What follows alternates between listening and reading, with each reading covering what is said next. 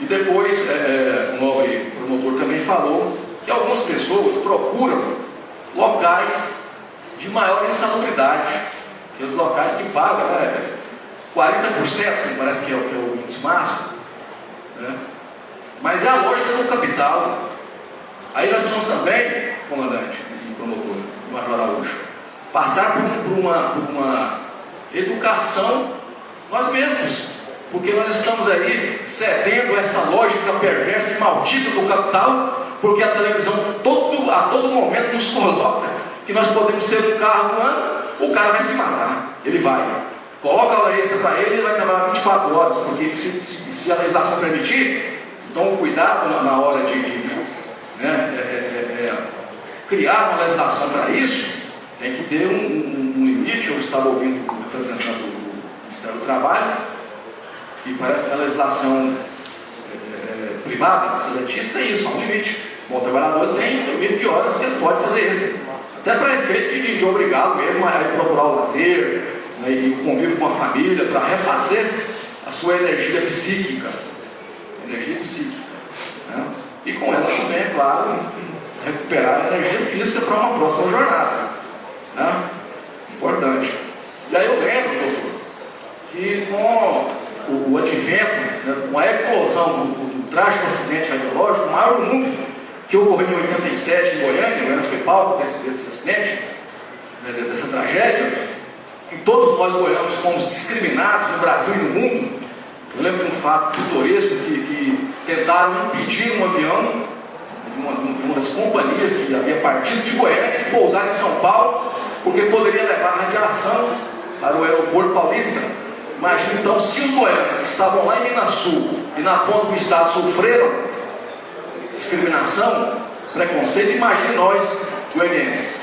E imagine aquelas pessoas que tinham coragem de tornar público de que eram vítimas do acidente radiológico, do acidente com 737. Né? Impedidas de entrar nos ambientes, imagina o inferno astral, que cada uma houve mortes, né?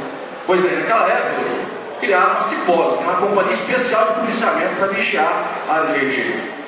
O comando, o governo teve dificuldade de alocar efetivo para lá.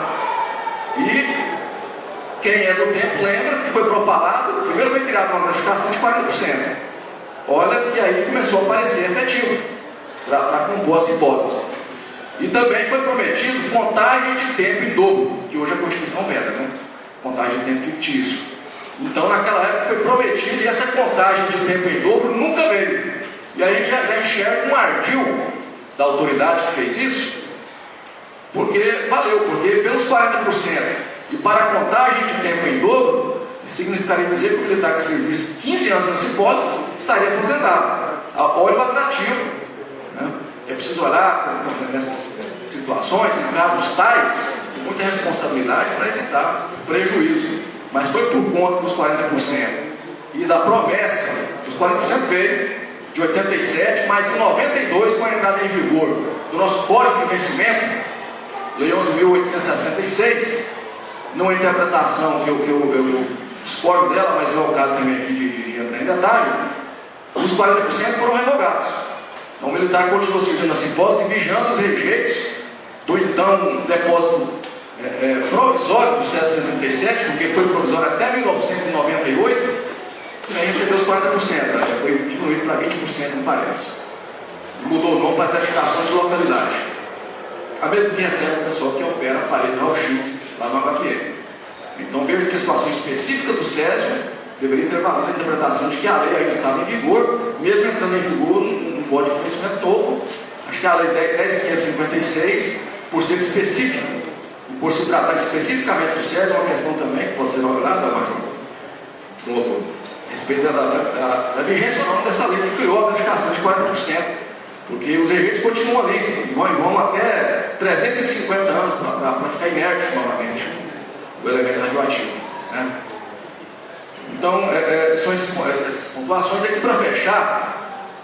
Eu fiz um texto enquanto fui ouvindo aqui, porque a mente a gente não consegue, se for deixar para falar aqui, para tentar sintetizar o quadro das forças públicas militares estaduais no Brasil. É rápido, é um parágrafo. Com a redemocratização, as forças públicas militares estaduais precisaram se reinventar.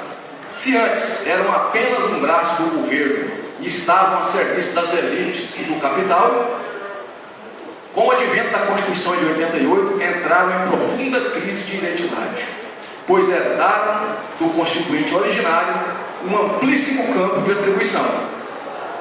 O professor desembargador Álvaro Lazzarini sintetiza com maestria essa situação. As polícias militares, e entendam aqui também os corpos de bombeiros militares, possuem uma competência que é residual. Isso quer dizer que o que não é atribuição de nenhum outro órgão é atribuição das forças públicas militares estaduais. Mas também possuem uma competência supletiva, ou seja, se outro órgão falha por inoperância ou incapacidade, as forças públicas militares estaduais assumem o seu papel. Exemplos: greve de ônibus, motoristas, cobradores, com os policiais militares e bombeiros militares, né? Greve dos delegados do Mato Grosso do Sul, foi proposto por um colega do senhor, e aí deve ter sido logicamente o chefe, né, do Ministério Público, Procurador-Geral de Justiça. Caso a greve dos delegados persistisse, os oficiais da Polícia Militar, com o aparato militar estadual, ocupariam as delegacias e produziriam as peças informativas, já que o inquérito, nós sabemos, é dispensável, certo, doutor? Peças informativas para a propositura das competentes ações, que é atribuição exclusiva do MP. Disso nós temos certeza.